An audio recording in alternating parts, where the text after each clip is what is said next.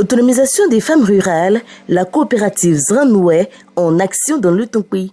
Le samedi 12 octobre 2024, la deuxième sortie de la coopérative Zranoué, qui signifie Dieu merci en langue d'An, a eu lieu à Kassiapleu. Composée de 56 associations regroupant 1113 femmes du département de Mans, cette coopérative est devenue un acteur incontournable de l'autonomisation féminine dans la région, à travers des activités agricoles centrées sur la culture vivrière.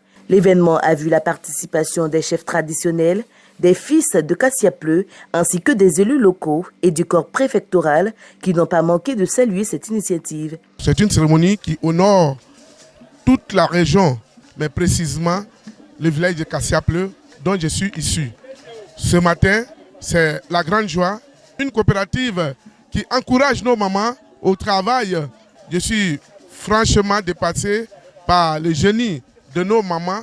Après notre organisation, je suis très heureuse. On dit à nos cadres de venir à nos aides. J'ai dit à toutes mes soeurs que la porte est ouverte. Parce que quand on est ensemble, là, on est fort. Effectivement, aujourd'hui, c'est un grand jour pour nous. Nous sommes très heureux de recevoir la coopérative des femmes du Vivrier.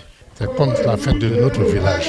Oui, pour l'autonomisation de la femme, notre apport a été d'encourager nos femmes à travailler.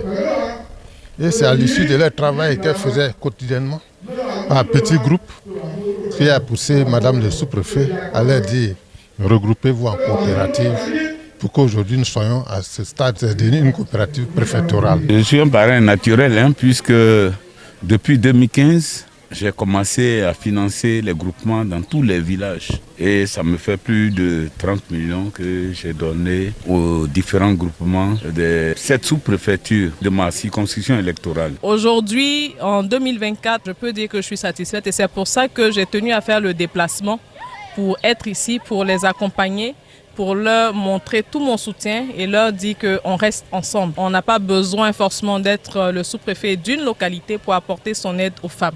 Voilà, j'ai été ici, je n'y suis plus.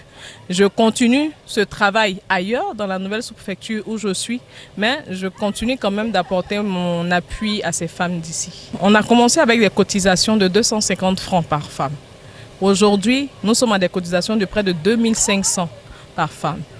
Il n'y a pas longtemps, elles ont obtenu de la COPEC un prêt de près de 11 millions.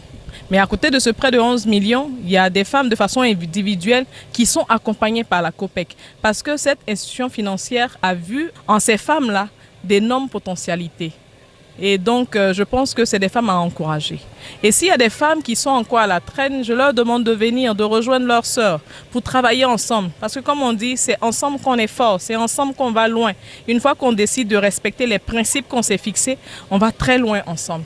Et je sais que la société coopérative Zranoué a un fort potentiel et ira très loin. Zranoué se distingue non seulement par la mobilisation de ses membres, mais aussi par la place centrale qu'elle accorde à la promotion des femmes dans un secteur dominé par des défis économiques et sociaux. Grâce à des formations en gestion agricole et des initiatives visant à diversifier les sources de revenus, les membres de la coopérative s'affirment comme des leaders du développement rural. Cependant, pour maximiser leur potentiel, elles ont besoin davantage de moyens.